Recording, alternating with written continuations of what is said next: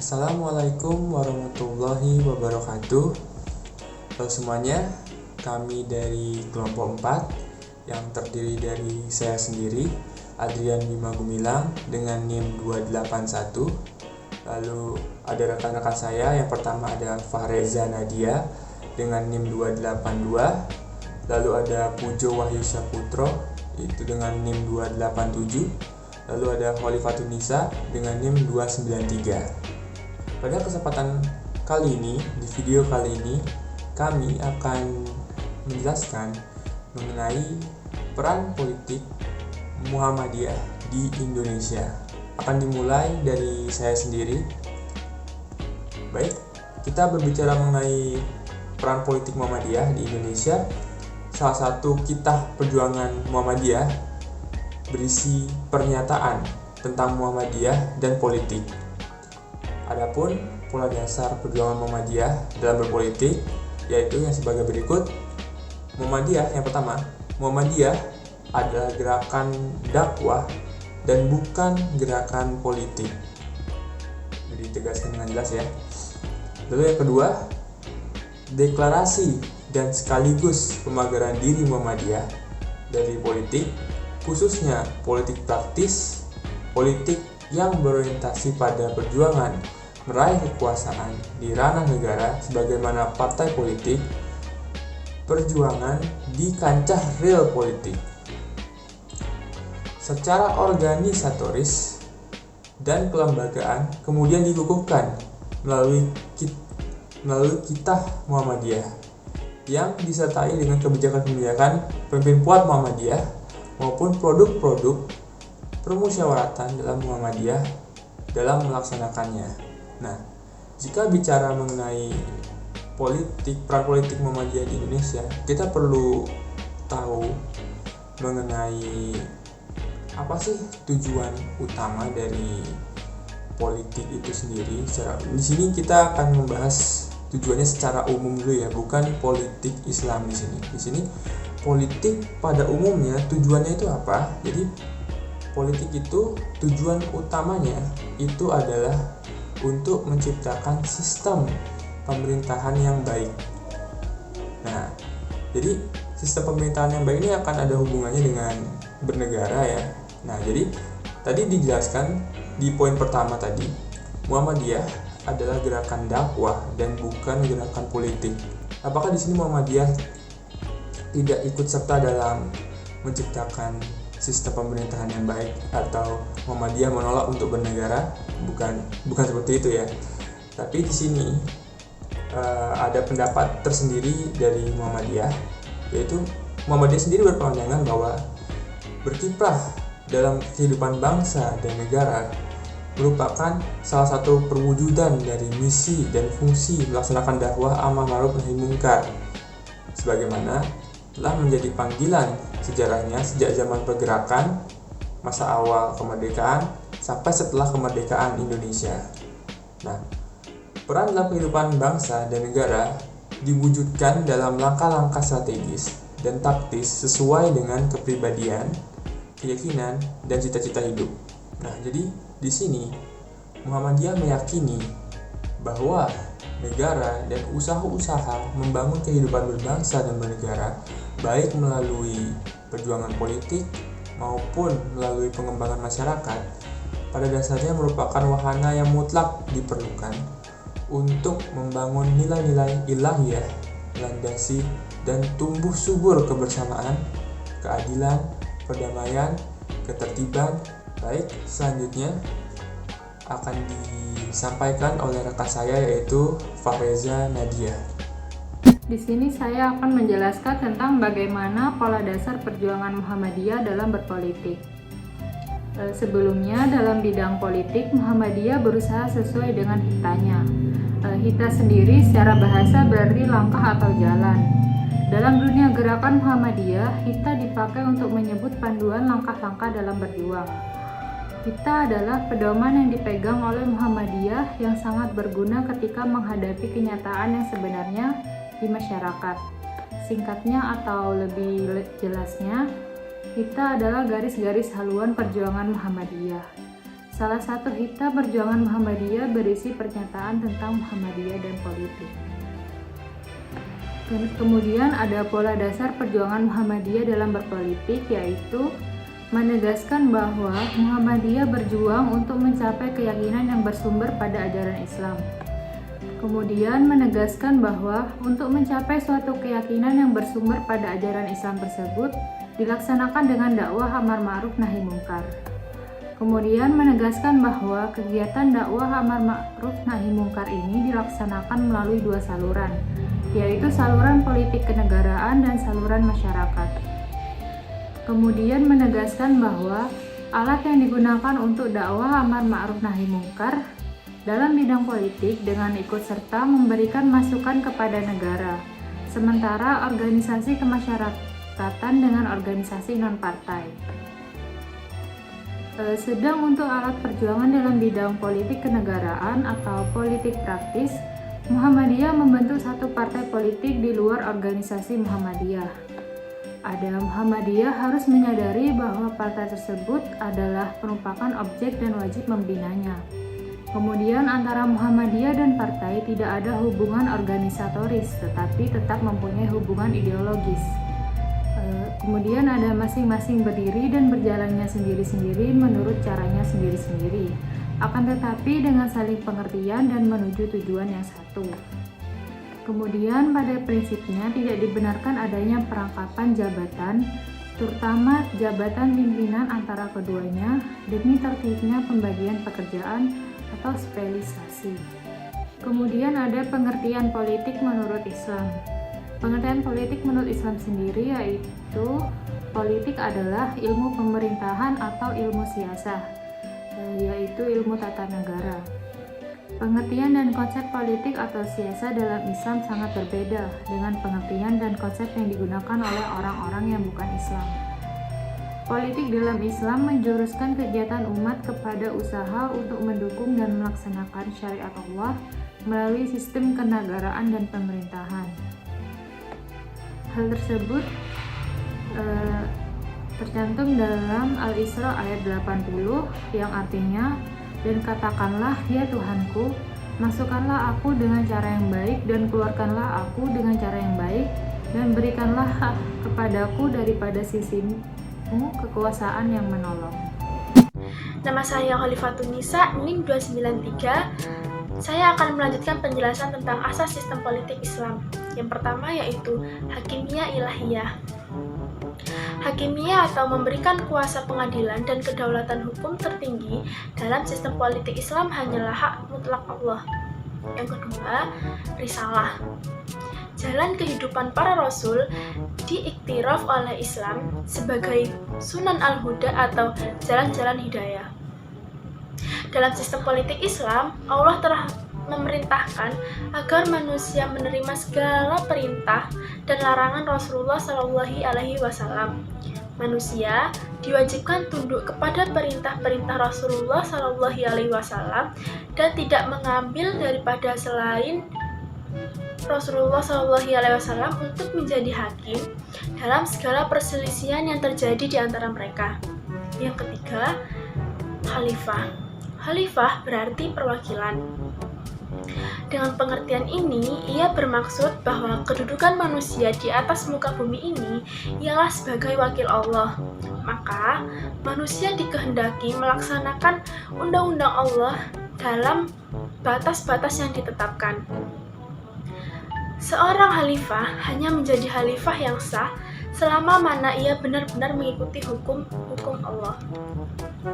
Kemudian selanjutnya ada sistem politik Islam. Yang pertama yaitu ada musyawarah, yang kedua ada keadilan, yang ketiga ada kebebasan. Berbicara mengenai tujuan dari politik Islam sendiri adalah tidak lain dan tidak bukan politik dalam Islam itu bertujuan untuk membangun sebuah sistem pemerintahan, tatanan pemerintah dan ketatanegaraan yang didasari oleh Al-Quran dan Al-Hadis, yang mana tujuannya adalah untuk melaksanakan seluruh syariat Islam. Namun tujuan utama sendiri dari politik Islam itu sendiri adalah untuk menegakkan atau mendirikan sebuah negara Islam atau Darul Islam. dengan adanya pemerintahan yang mendukung syariah, maka masalah-masalah yang dihadapi oleh seluruh umat manusia akan dapat ditegakkan dengan seadil-adilnya. Namun masyarakat kita masih banyak yang berpendapat bahwasanya politik itu kotor, pragmatis dan harus dijauhi. Sehingga anggapan seperti itu membuat masyarakat kita itu sangat apatis, benci dan alergi terhadap politik. Lantas apakah politik itu selalu buruk? Menurut saya itu tidak. Itulah mengapa kita harus mengerti secara benar, karena persepsi yang keliru terhadap politik tentu akan melahirkan sikap-sikap yang keliru pula. Padahal politik itu seharusnya tidak perlu dihindari. Politik merupakan aktivitas yang mulia dan bermanfaat karena hubungannya dengan perorganisasian urusan masyarakat dalam bentuk yang sebaik-baiknya.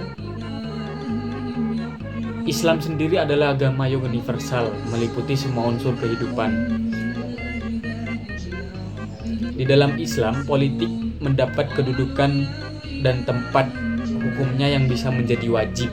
Para ulama kita terdahulu telah memaparkan nilai-nilai dan keutamaan politik. Hujatul Islam Imam Al-Ghazali mengatakan bahwa dunia merupakan ladang akhirat. Agama tidak akan menjadi sempurna kecuali dengan dunia. Memperjuangkan nilai kebaikan agama itu tidak akan efektif kalau tak punya kekuasaan politik. Artinya, memperjuangkan agama adalah saudara kembar dari memperjuangkan kekuasaan politik. Maka dalam hal ini dapat saya katakan, berangkat dari pernyataan Imam Al-Ghazali, maka politik itu adalah hal yang wajib bagi umat Islam karena praktiknya politik itu banyak diawali oleh perilaku yang jahat, kotor, bohong dan korup, maka timbullah kesan umum bahwa politik itu kotor dan harus dihindari. Muhammad Abduh pernah mengungkapkan doa tasawuf dalam kegiatan politik. Tetapi dengan mengacu pada filosofi dari Imam Al-Ghazali menjadi jelas bahwa berpolitik itu adalah bagian dari kewajiban syariat, karena tugas-tugas syariat hanya bisa direalisasikan dalam bentuk melalui kekuasaan politik atau penguasa. Salah satu contohnya adalah dengan memilih pemimpin yang terbaik. Dalam konteks kenegaraan kita yang sekarang ini, kaum muslimin tidak boleh apatis dengan pemilihan pemimpin. Kita tidak boleh bersikap golput atau tidak akan memilih. Karena dengan segala kekurangan dan kelebihan dari masing-masing pasangan itu sebaiknya dapat kita jadikan landasan atau dasar untuk memilih pemimpin yang baik, tentunya dengan melihat juga ketentuan-ketentuan dalam Al-Quran maupun dalam Al-Hadis. Mengenai dengan peran politik Muhammadiyah sendiri adalah yang pertama, selain menjadi anggota istimewa dari Masyumi yang kemudian melepaskan keanggotaan istimewanya, lagi-lagi ketergiuran Muhammadiyah muncul untuk menjadi organisasi politik dengan harapan agar dapat tertampung dalam Masyumi seperti NU, PSI, dan PERTI. Yang kedua, Muhammadiyah terlibat dalam proses pembentukan Permusi. Yang ketiga, adapun kontribusi Muhammadiyah sendiri sebagai penyumbang pikiran untuk menyusun GBHN tahun 1988 adalah dengan sebuah karya yang berjudul Agama dan Kepercayaan Terhadap Tuhan Yang Maha Esa, dengan alasan bahwa kepercayaan terhadap Tuhan Yang Maha Esa itu bukan agama dan agar tidak mengarah pada pembentukan agama baru. Yang selanjutnya adalah pemasukan 7 kata Piagam Jakarta dalam amandemen UUD 1945. Yang kelima adalah penerimaan RUU Sisdiknas. Yang keenam pemberantasan korupsi. Yang ketujuh penolakan rancangan undang-undang Komisi Kebenaran dan Rekonsialisasi RUU KRR. Dalam hal ini dapat kita lihat bahwasanya Muhammadiyah, salah satu organisasi Islam terbesar di Indonesia sendiri, menjunjung tinggi atau berperan aktif dalam politik itu sendiri. Karena kembali lagi saya katakan, berangkat dari apa yang dikatakan oleh Imam Al-Ghazali bahwa memperjuangkan kebaikan ajaran agama dan mempunyai kekuasaan politik adalah saudara kembar, yang mana berarti memperjuangkan agama itu harus didasari atau dilandasi oleh kekuasaan, yang mana kekuasaan ini tidak lepas dari politik itu sendiri. Sikap yang diambil oleh Muhammadiyah sendiri dalam politik, terutama politik praktis yang berkaitan dengan perjuangan kekuasaan, Muhammadiyah memiliki sikap dengan menjaga jarak dan memilih untuk tidak terlibat. Sedangkan dalam politik kebangsaan, Muhammadiyah memilih bersifat aktif sesuai dengan kepribadian Muhammadiyah. Di antaranya berkepribadian Muhammadiyah yang senantiasa mengindahkan segala aspek hukum, undang-undang, serta peraturan falsafah negara yang sah. Hal ini bukan berarti Muhammadiyah menghindari politik itu sendiri, namun Muhammadiyah memilih untuk menjaga jarak dan tidak terlibat dengan politik yang sekarang ini di negara ini kotor. Muhammadiyah sendiri memiliki tujuan untuk menciptakan suatu sistem politik yang bersih, seperti apa yang dikatakan oleh Imam Al-Ghazali. Selain sebagai organisasi kemasyarakatan yang menjalankan fungsinya sebagai penyeimbang kekuatan negara, Muhammadiyah juga memiliki fungsi politik. Gerakan sipil ini tidak diprioritaskan pada pengambilan jabatan politik, melainkan melalui kontrak sosial yang dilakukan bersama masyarakat dengan keyakinan bahwa kebaikan bersama dilakukan melalui proses yang demokratis, maka akan menghasilkan hal yang baik pula. Dengan adanya konsep ini, Muhammadiyah itu sering disebut sebagai hak politik atau politik alokatif. Muhammadiyah sendiri sebagai organisasi kemasyarakatan tidak hanya bergerak dalam ranah sosial keagamaan saja, tapi juga mencakup segala aspek kehidupan termasuk aspek politik. Aspek politik ini sendiri tertuang dalam Kitab Denpasar 2002 yang berbunyi, Muhammadiyah memilih perjuangan dalam kehidupan berbangsa dan bernegara melalui usaha pembinaan ataupun pemberdayaan masyarakat madani yang kuat, sebagaimana tujuan dari Muhammadiyah adalah untuk mewujudkan masyarakat Islam yang sebenar-benarnya. Sedangkan dalam hal-hal yang berkaitan dengan kebijakan kenegaraan, sebagai proses dan hasil dari fungsi politik pemerintahan akan ditempuh melalui pendekatan secara tepat dan bijaksana sesuai prinsip perjuangan kelompok atau prinsip perjuangan Muhammadiyah yang efektif dalam kehidupan negara yang demokratis. Di sini Muhammadiyah memposisikan diri sebagai kelompok kepentingan juga sebagai kelompok penekan, berbeda dengan partai politik yang mempengaruhi jalannya pemerintahan dengan mengajukan calon-calon politik. Muhammadiyah itu tidak buta politik, tidak takut politik, namun Muhammadiyah bukan organisasi politik. Muhammadiyah atau soal-soal politik yang mendesak urusan agama, maka Muhammadiyah akan bertindak menurut kemampuan, cara, dan irama Muhammadiyah sendiri. Artinya, Muhammadiyah itu memposisikan diri untuk tidak ikut terlibat dalam politik praktis, namun dapat melakukan kegiatan guna memerangi korupsi, mengajak masyarakat luas untuk memerangi ketidakadilan, menghimbau pemerintah untuk terus membangun demokrasi dan keterbukaan dengan cara-cara yang dilakukan oleh organisasi Muhammadiyah sendiri.